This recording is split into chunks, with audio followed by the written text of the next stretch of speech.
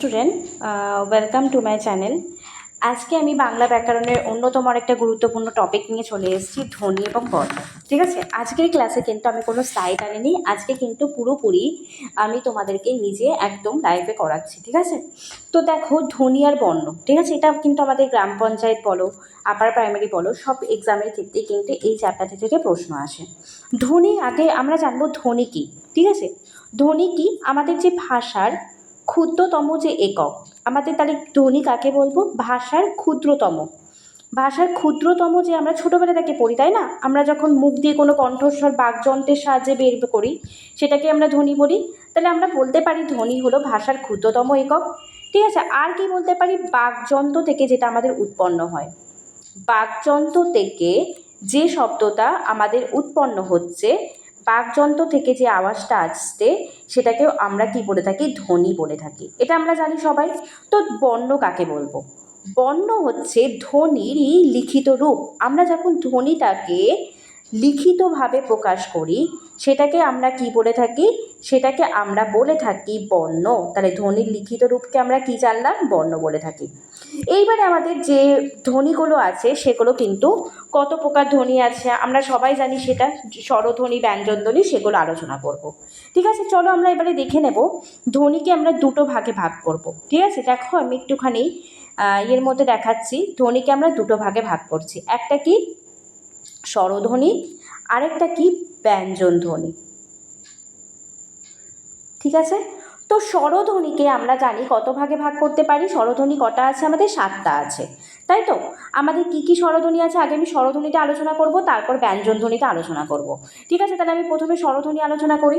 স্বরধ্বনি আমাদের কোনগুলো আছে? অ আছে, আ আছে, অ্যা আছে, ঠিক আছে, হস্যই আছে, হস্যু আছে এবং এ আছে। 1 2 3 4 5 6,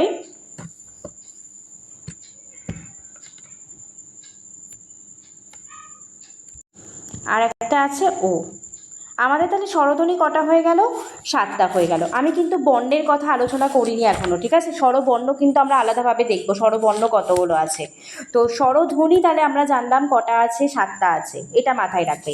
এবার এই স্বরধ্বনির মধ্যে কতগুলো অর্ধস্বর আছে। কি কি আছে? অর্ধস্বর। ঠিক আছে, অর্ধস্বর কোনগুলো? অর্ধস্বর 4টে আছে। অর্ধস্বর আমাদের স্বরধ্বনির মধ্যে কটা আছে? 4টে আছে। কি কি আছে দেখো?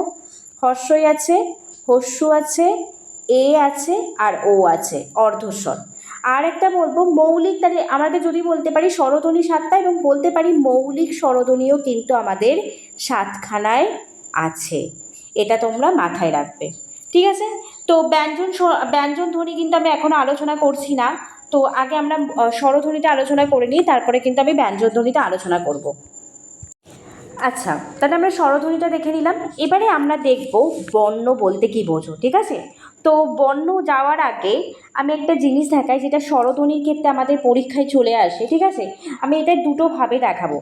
তো একটু মনে রাখবে যৌগিক স্বরধ্বনি আমাদের কোনগুলোকে বলে।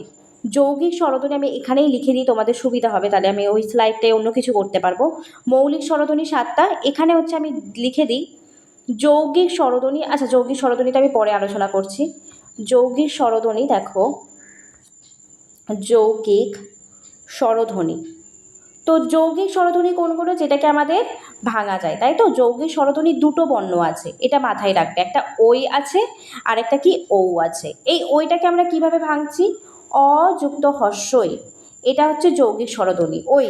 আর ওটাকে কী করে ভাঙছি? অ যুক্ত হস্য। ঠিক আছে, এই দুটো কিন্তু আমাদের যৌগিক স্বরধ্বনি। এইবারে চলে যাব আমাদের স্বরধ্বনিকে 3টে ভাগে আমাদের এরকম করে মনে রাখবে। ঠিক আছে, আর একটু ছোট করি তাহলে সুবিধা হবে। এখানে ধরো হস্যই, কি আছে? এটা হস্যই, এটা আছে হস্যু। ঠিক আছে, এটা কি এ আছে, এটা ও। এই সিকোয়েন্সটা কিন্তু আমাদের মনে রাখতে হবে। এটা কিন্তু ও আছে, সবটা ডিলিট হয়ে গেল, আমি আরেকবার আঁকি। দেখো এখানে দেখো, আচ্ছা এবারে দেখো এখানে আমাদের এইগুলো সিকোয়েন্স অনুযায়ী মনে রাখতে হবে। হস্যই হস্যু, এটা হচ্ছে আমাদের উচ্চ স্বরধ্বনি। এ আর ও, এটা আমাদের উচ্চ মধ্য স্বরধ্বনি। অ্যা আর অ, এটা আমাদের নিম্ন স্বরধ্বনি। আর আটা কি? নিম্ন স্বরধ্বনি। এটা কিন্তু আমাদের মনে রাখতেই হবে, ঠিক আছে? এরকম করে কিন্তু প্রশ্ন আসবে, বলবে হর্ষই হর্ষটা কোন ধ্বনির মধ্যে পড়ছে, উচ্চর মধ্যে। এ আর ওটা কোন ধ্বনির মধ্যে পড়ছে, উচ্চ মধ্যর মধ্যে পড়ছে। নিম্ন মধ্যের মধ্যে কোনটা পড়ছে, এবং এবং অ, আর নিম্নর মধ্যে কিন্তু আ পড়ছে। এই হর্ষই এ আর এই তিনটে স্বরধ্বনিকে আমরা বলবো সম্মুখ স্বরধ্বনি। কি বলে থাকবো? সম্মুখ বলে থাকবো। আর কি বলতে পারি? প্রসারিত বলতে পারি। এইটা কিন্তু মাথায় রাখবে। সামনের যেহেতু আছে তাই সম্মুখ বলছে, আর এই তিনটে পিছনে আছে তার জন্য আমরা এটাকে কি বলবো? পশ্চাৎ বলে থাকবো। অথবা কি বলতে পারবো? কুঞ্চিত স্বরধ্বনিও কিন্তু বলতে পারবো, ঠিক আছে? আর একটুখানি কালিটা চেঞ্জ করে নিই। আটাকে আমরা কেন্দ্রীয় স্বরধ্বনি বলতে পারি অথবা মধ্যস্থ স্বরধ্বনি বলতে পারি। তাহলে আমরা আটাকে কি বললাম? কেন্দ্রীয় এবং মধ্যস্থ স্বরধ্বনি, ঠিক আছে? এই ছবিটাই আমাদের আরেকটা ক্ষেত্রে কাজে লাগবে। একটুখানি আমি এখানে দেখিয়ে দিই তোমাদেরকে। দেখো এখানে দেখবে আমাদের, এটা আমি কি লিখেছিলাম? প্রথমটা লিখেছিলাম হর্ষই আর হস্য, তাই তো? হর্ষই আর হস্য। এইটাকে আমরা আবার বলতে পারি উচ্চ সংবৃত ধ্বনি। কি বলতে পারি? উচ্চ সংবৃত ধ্বনি। এটা কিন্তু ইম্পর্টেন্ট, এটা কিন্তু মাথায় রাখতে হবে। উচ্চ সংবৃত। তারপরে আমি কি লিখেছিলাম? এ আর ও লিখেছিলাম। এটাকে আমরা কি বলবো? অর্ধ সংবৃত। অর্ধ সংবৃত ধ্বনি আমরা বলে থাকি। তারপরে কি বলেছিলাম? আর অ, তাই তো? এই আর অকে আমরা বলতে পারবো অর্ধ বিবৃত ধ্বনি। আর মাঝখানে আমাদের কি ছিল? কেন্দ্রীয় স্বরধ্বনি, যেটাকে আমরা আ বলেছিলাম। এটাকে আমরা কি উল্লেখ করব? নিম্ন স্বরধ্বনি হিসাবে কিন্তু উল্লেখ করব। তাহলে আমরা কি পেলাম? স্বরধ্বনিকে আমরা কিন্তু হর্ষই হস্য যেটা ছিল সেটাকে আমরা বলতে পারি হর্ষই আর হস্য, সেটাকে আমরা বলতে পারি উচ্চ স্বরধ্বনি। এ আর কি আছে? ও। এ আর ওটাকে আমরা বলতে পারি উচ্চ মধ্য স্বরধ্বনি, ঠিক আছে? তারপর দেখো আমাদের কি আছে? আর কি? অ। এটাকে আমরা বলতে পারবো নিম্ন স্বরধ্বনি। আর নিম্ন স্বরধ্বনি কোনটা? একদম আ। আর হর্ষই এ আর একে কি বলবো? সম্মুখ বা প্রসারিত ধ্বনি। আর হস্য ও আর অকে কি বলবো? পশ্চাৎ ধ্বনি আমরা বলে থাকবো। আর এখান থেকে আমরা দেখলাম কি প্রথমে আছে উচ্চ সংবৃত ধ্বনি, যেটাকে আমরা হর্ষই হস্য বলবো। এ আর ওটাকে অর্ধ সংবৃত, আর অটাকে অর্ধ বিবৃত, আর আটাকে কি বলবো? নিম্ন স্বরধ্বনি, ঠিক আছে? এবারে আমরা চলে যাব আমাদের বর্ণের ক্ষেত্রে, ঠিক আছে? তাহলে আমরা দেখে নিলাম আমাদের স্বরধ্বনিটা। বর্ণ, তাহলে আমি কি বলেছিলাম? বর্ণ মানে হচ্ছে আমাদের ধ্বনির লিখিত রূপ। এই বর্ণের সংখ্যা টোটাল কটা? বর্ণের সংখ্যা কিন্তু টোটাল হচ্ছে 50টা। তো বর্ণকে আমরা দুটো ভাগে ভাগ করতে পারি। একটা হচ্ছে মাত্রা অনুযায়ী, আরেকটা কি? উচ্চারণ অনুযায়ী। মাত্রা অনুযায়ী, আরেকটা কি বললাম? উচ্চারণ অনুযায়ী। উচ্চারণ অনুযায়ী কি কি হবে, মাত্রা অনুযায়ী কি কি হবে, সব আলোচনা করছি। তো মাত্রা অনুযায়ী আমাদের তিনটে মাত্রা লক্ষ্য করা যায়, ঠিক আছে? একটা হচ্ছে পূর্ণমাত্রা, একটা লক্ষ্য করা যায় অর্ধমাত্রা, আরেকটা লক্ষ্য করা যায় আমাদের মাত্রাহীন। তাহলে আমাদের মাত্রা অনুযায়ী তিনটে লক্ষ্য করা যাচ্ছে, ঠিক আছে? পূর্ণ, অর্ধ আর মাত্রাহীন। আর উচ্চারণ অনুযায়ী আমরা কী ধরবো? একটা হচ্ছে স্বরবর্ণ বলবো, আর একটা আমাদের কি?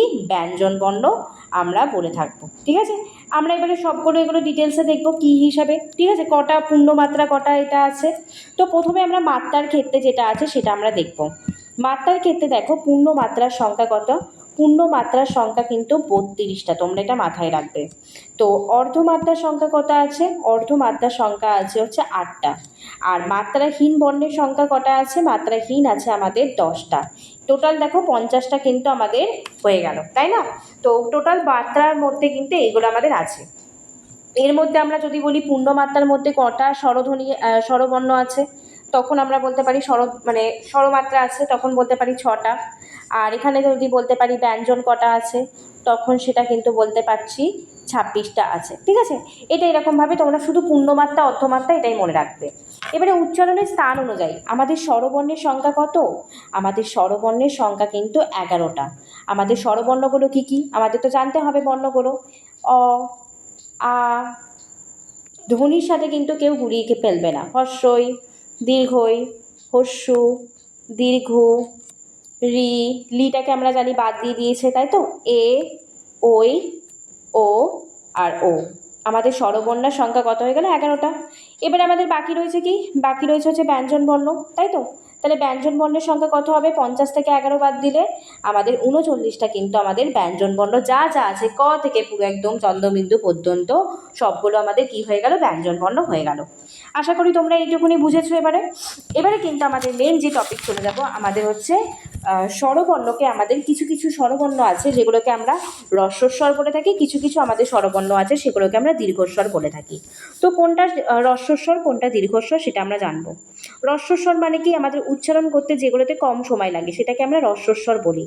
অ, আমরা তাড়াতাড়ি উচ্চারণ করতে পারছি না, হস্যই, হস্যু, রি, এগুলোকে আমরা বলে থাকি হ্রস্বস্বর। এবারে আমরা দেখব দীর্ঘস্বর কাকে বলবো। দেখো দীর্ঘস্বর হচ্ছে আমরা বলে থাকবো অনেকটা টান ধরে আমরা উল্লেখ করছি, দীর্ঘই, দীর্ঘু, ঠিক আছে। তারপর এ, ওই, ও, ও, এই 7টা বর্ণ কিন্তু আমাদের দীর্ঘস্বরের মধ্যে পড়ছে। আর হ্রস্বস্বরের মধ্যে কটা পড়ছে? 4টে বর্ণ কিন্তু আমাদের হ্রস্বস্বরের মধ্যে পড়ছে। আরেকটাও ধ্বনি হয় প্লুতস্বর, ঠিক আছে, এটাও তোমরা জেনে রাখো। প্লুতস্বর কি? প্লুতস্বর, প্লুতস্বর মানে টেনে টেনে আওয়াজ করা। যেমন ধরো আমি বললাম মা, মাকে আমরা অনেক সময় ডাকি, মা করে টেনে একটা আওয়াজ করি না এরকম করে, তো সেইটাকে আমরা বলবো প্লুতস্বর বলে থাকবো। ঠিক আছে, তাহলে আমরা একটু দেখে নিই কী কী করলাম তাহলে, তারপরে আমি আবার মুভ করছি। আমরা তাহলে প্রথমে করলাম ধ্বনি আর বর্ণ। ভাষার ক্ষুদ্রতম এককটা কী ছিল? ধ্বনি। এবং বাকযন্ত্র থেকে যেটা আওয়াজ হচ্ছে সেটাকে আমরা কী বলে থাকবো? সেটাকে কিন্তু আমরা ধ্বনি বলে থাকি। আর ধ্বনির লিখিত রূপটা বর্ণ। মৌলিক ধ্বনিকে আমরা দুটো ভাগে ভাগ করলাম, একটা স্বরধ্বনি আর একটা কি ব্যঞ্জন ধ্বনি। এই মৌলিক ধ্বনিকে, হ্যাঁ, তো মৌলিক ধ্বনির সংখ্যা কটা আছে? আমাদের 7টা আছে। স্বরধ্বনির সংখ্যা যেটাকে বলছি, আর অর্ধস্বরের সংখ্যা কটা আছে? 4টে। এটাকে আমরা আলোচনা করলাম। এবারে আমরা দেখেছিলাম কি? এবারে আমরা দেখেছিলাম যৌগিক স্বরধ্বনি কটা আছে। যৌগিক স্বরধ্বনি দুটো আছে, একটা ওই আর একটা ও, একটা অযুক্ত হস্যই আর একটা অযুক্ত হস্য। আর আমরা দেখে নিলাম স্বরবর্ণ এটা, ঠিক আছে, হস্যই হস্য, উচ্চ সংবিত, সম্মুখ ধ্বনি কোনগুলো, প্রসারিত ধ্বনি কোনগুলো, আর দেখলাম বর্ণ। আর বর্ণেরকে দুটো ভাগে ভাগ করতে পারি, মাত্রা যুক্ত আরেকটা কি মাত্রাহীন, তাই তো। বর্ণেরকে আমরা 3টে ভাগে ভাগ করি, পূর্ণমাত্রা, অর্ধমাত্রা, আরেকটা কি মাত্রাহীন। আর এটা উচ্চারণের স্থান অনুযায়ী স্বরবর্ণ আর একটা ব্যঞ্জন বর্ণ। ঠিক আছে, এবারে আমরা চলে যাব ব্যঞ্জন বর্ণ। তো ব্যঞ্জন বর্ণের আমাদের যেটা থাকবে স্পর্শ বর্ণ, ঠিক আছে। ধরো ক থেকে আমাদের যে ম পর্যন্ত যে বর্ণটা আছে সেই 25টা বর্ণকে আমরা বলে থাকবো স্পর্শ বর্ণ। কী বর্ণ বলে থাকবো? স্পর্শ বর্ণ বলে থাকবো। তো এইটা হচ্ছে আমাদের ব্যঞ্জন বর্ণের কিন্তু একটা ভাগ বলতে পারো, ঠিক আছে। আমরা স্বরবর্ণের ভাগ অলরেডি রেখে নিয়েছি, এটা হচ্ছে ব্যঞ্জন বর্ণের ভাগ। তো ব্যঞ্জন বর্ণের যে ভাগটা আছে, তো সেটাকে দেখো ভালো করে লক্ষ্য করবে, ঠিক আছে। তো ব্যঞ্জন বর্ণের ভাগকে আমরা দুটো ভাগে ভাগ করতে পারি। একটা হচ্ছে, এটা কিন্তু ক থেকে ম পর্যন্ত বর্ণটা অঘোষ বর্ণ আর একটা ঘোষ বর্ণ, ঠিক আছে। তো অঘোষ বর্ণের মধ্যে আমরা দেখতে পাচ্ছি কণ্ঠবর্ণ কোনগুলোকে বলবো। কণ্ঠবর্ণ কোনগুলোকে বলবো? ক, খ, গ, ঘ, ঙ। তালুবর্ণ কোনগুলো? চ, ছ, বর্গের জ, ঝ, ঞ। যখন এই বর্ণগুলোকে উচ্চারণ করব, আমাদের তালুর প্রভাব, মানে আমাদের যে তালুটা আছে তা প্রভাবটা লক্ষ্য করা যাবে। আর কণ্ঠবর্ণ দেখো, ক, আমাদের গলার, আমাদের কণ্ঠের প্রভাবটা কিন্তু বেশি লক্ষ্য করা যাচ্ছে। তার জন্য কিন্তু আমাদের এগুলোকে বলবো তালব্য ধ্বনি, ঠিক আছে। তাহলে পরীক্ষায় কেমন আসবে বলবে যে কোনগুলো তালব্য ধ্বনি, কোনগুলো কণ্ঠধ্বনি, কোনগুলো মূর্ধন্য ধ্বনি, ট, ঢ, ড, ঢ, মূর্ধন্য, দন্তধ্বনি ত, থ, দ, ধ, দন্তের ন, ওষ্ঠধ্বনি প, ফ, ব, ভ, ম, ঠিক আছে। এগুলো আমাদের মুখস্থ করতে হবে। এবারে চলে যাব আমাদের বর্ণের। দেখো ভালো করে লক্ষ্য করবে, অঘোষ ধ্বনি কোনগুলো, প্রত্যেকটা বর্ণের আমাদের এগুলোকে কি বলবো? এটাকে ক বর্গ বলবো। এটাকে এই দেখো প্রথম ওয়ার্ডগুলো দিয়ে কিন্তু বর্গ তৈরি হচ্ছে, ক বর্গ, চ বর্গ, ট বর্গ, ত বর্গ আর প বর্গ, ঠিক আছে। তো ক বর্গের মধ্যে আমাদের প্রথম দুটো ক আর খ, এটাকে আমরা বলবো অঘোষ ধ্বনি। আর বাদ বাকি গ, ঘ আর ঙ, এই তিনটেকে আমরা কি বলবো? ঘোষ ধ্বনি। আবার তালব্য বর্ণের ক্ষেত্রে দেখো অঘোষ ধ্বনি, তোমাদের এরকম করে কোশ্চেন দেবে, চ, ছ, বর্গীয় ঝ, ঞ সবগুলো মিক্স করে দিয়ে দেবে। বললো এখান থেকে দুটো ওয়ার্ড দিয়ে দিল, দুটো বর্ণ দিয়ে দিল আমাদের, বললো এটা কোন ধ্বনির মধ্যে পড়বে, অঘোষ ধ্বনি নাকি ঘোষ ধ্বনি। তাহলে আমরা যদি এটা সিকোয়েন্সটা মনে রাখি, চ বর্গের মধ্যে চ, ছ, বর্গীয় ঝ, ঞ, প্রথম যে ওয়ার্ড দুটো থাকবে, বর্ণ থাকবে চ আর ছ, সেটা অঘোষ ধ্বনি। আর পরেরগুলো বর্গের ঝ, ঞ, এটার মধ্যে কি হবে? ঘোষ ধ্বনি। পরে দেখো কি আছে, ড, ঠ, এটা হচ্ছে অঘোষ ধ্বনি। আর পরেরটা কি? ড, ঢ, মূর্ধন্য, এটা ঘোষ, ঠিক আছে। আর মূর্ধন্যটা কিন্তু আমরা বলতে, সরি আমার এটা বলা ভুল হয়েছে, নাসিক্য ধ্বনির মধ্যে কিন্তু এইটা পড়বে লাস্টের ছকটা, ঙ, ঞ, মধ্যের ন, দন্তের নর ম। তাহলে আমাদের প্রথম আর দ্বিতীয়টা হয়ে গেল অঘোষধ্বনি, আর তৃতীয় আর চতুর্থটা হয়ে গেল ঘোষধ্বনি। এবারে জানবো অল্পপান ধ্বনি কোনটা, মহাপান ধ্বনি কোনটা। অল্পপান কোনটা, মহাপান কোনটা। অল্পপান হচ্ছে মনে রাখবে 1 আর 3। অল্পপান কি মনে রাখবে, 1 আর 3। আর মহাপান হচ্ছে 2 আর 4। আমি একটুখানি ভালো করে এটা বুঝিয়ে দিই অল্পপান আর মহাপানটা, ঠিক আছে। এখানেই আমি লিখছি, খালি আছে পেজটা। অল্পপান যখন তোমরা বলবে তখন কিন্তু মনে রাখবে আমাদের যে ব্যঞ্জন বর্ণের ছকটা দিলাম 1 আর 3, তাহলে আমাদের ক বর্গের মধ্যে 1 আর 3 কী ছিল গো, ক ছিল। দেখো একবার দেখো, ক আর গ, তাই না। তাহলে অল্পপান ধ্বনির মধ্যে হচ্ছে ক আর গ পড়ছে। আর যদি বলি মহাপান ধ্বনি, আমি ইয়ের মধ্যে থেকেই লিখছি, ক বর্গের মধ্যে থেকেই খ আর কি ঘ। তো এই রকম করে কিন্তু কোশ্চেনগুলো আসবে তোমাদের। তাহলে ক আর গ হয়ে গেল অল্পপান, আর খ আর ঘ হয়ে গেল মহাপান। তাহলে আমাদের কোনো একটা বর্গের প্রথম আর তৃতীয়টাকে ধরলে আর বলবো হচ্ছে অল্পপান, আর মহাপান হলো 2 আর 4 নম্বরটাকে দেখলে, ঠিক আছে। তো এবারে আমরা চলে যাবো নাসিক্য ধ্বনি কোনগুলো বললাম, উ, ইয়, মধ্যের ন, দন্তের ন এবং ম হয়ে গেল আমাদের কি নাসিক্য ধ্বনির মধ্যে পড়ছে, ঠিক আছে।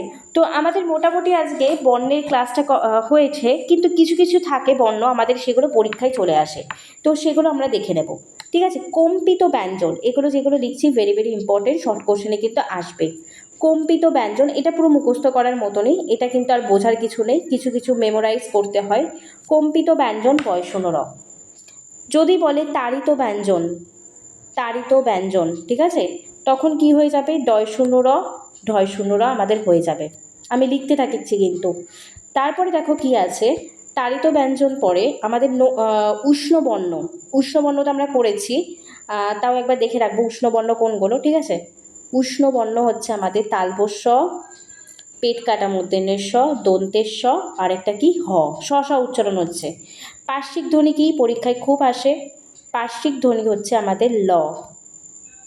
তারপরে দেখো অযোগবাহ বর্ণ, এটাও পরীক্ষায় আসে। অযোগবাহ, অযোগবাহটা কোনটা হবে, খণ্ডের ত আর বিসর্গ কিন্তু হয়ে থাকবে, ঠিক আছে। এইবারে দেখো আর কি কি আছে, আর আছে হচ্ছে তরল স্বর, অনেক সময় পরীক্ষায় কোশ্চেন দেয় তরল স্বর কোনগুলো। তরল স্বর কোনগুলো হয়ে থাকে, বয়শূন্য র আর ল হয়ে থাকে তরল স্বরের মধ্যে পড়ছে, ঠিক আছে। এছাড়া আমাদের দেখবো আর কি কি আছে। তরল স্বর দেখেছি আমরা, অর্ধস্বর দেখবো, অর্ধস্বরের মধ্যে দেখবে আমরা স্বরধ্বনির ক্ষেত্রে অর্ধস্বর দেখেছিলাম, স্বরবর্ণের ক্ষেত্রে। তো এখানের অর্ধস্বর হচ্ছে ব্যঞ্জন বর্ণের ক্ষেত্রে উন্তেজ্য আর ব। আর উষ্ণ ধ্বনিটাকেই কিন্তু আমরা শীষ ধ্বনি বলে থাকি, এটা মাথায় রাখবে। আর নাসিক্য ধ্বনি আমরা দেখলাম, ঘোষবর্ণও দেখেছি, অল্পপান মহাপ্রাণও দেখেছি, তাই তো। তো মোটামুটি কিন্তু তোমরা এগুলো অবশ্যই মনে রাখবে। আর তার সাথে সাথে কিছু দেখবে আমাদের স্বরবর্ণের ক্ষেত্রেও কণ্ঠস্বর, আমরা যেমন এখানে দেখলাম দেখো, কণ্ঠস্বর, কণ্ঠবর্ণ, তালুবর্ণ, মূর্ধন্য বর্ণ, তাই তো। আমাদের স্বরবর্ণের ক্ষেত্রেও কিন্তু কিছু থাকে, ঠিক আছে। এখানে আরেকটা বর্ণ থাকবে অন্তস্থ বর্ণ, তোমরা একটু এখানটায় অ্যাড করে নাও, অন্তস্থ বর্ণ। এখান থেকেও কোশ্চেনটা আসে পরীক্ষায়, অন্তস্থ বর্ণ। সেই বর্ণগুলোর নাম কি কি হবে, জ, র, ল আর ব, ঠিক আছে। তো এই কটা কিন্তু তোমরা মাথায় রাখবে। তাহলে আজকে আমরা একটু কি পড়লাম একটু একবার রিভাইজ করে নিই, তারপরে কিন্তু আমরা পরবর্তী ক্লাসে কিন্তু ধ্বনি আর বর্ণেরই পরবর্তী যে পার্টটা ধ্বনি পরিবর্তন, যেটা থেকে কিন্তু প্রশ্ন চলে আসে, সেটা কিন্তু আলোচনা করব, ঠিক আছে। তো দেখো ধ্বনিবর্ণ আমাদের মৌলিক স্বরধ্বনি ক প্রকার বললাম, স্বরধ্বনি, ব্যঞ্জন ধ্বনি, তারপর হচ্ছে যৌগিক স্বরধ্বনি দুটো আছে, একটা ওই আর একটা ঔ আছে। আমি শর্টে বলছি কিন্তু, আমি তো আলোচনা করলাম। উচ্চ মধ্য স্বরধ্বনি, নিম্ন মধ্য স্বরধ্বনি, নিম্ন স্বরধ্বনি কোনগুলো সেটা আলোচনা করলাম।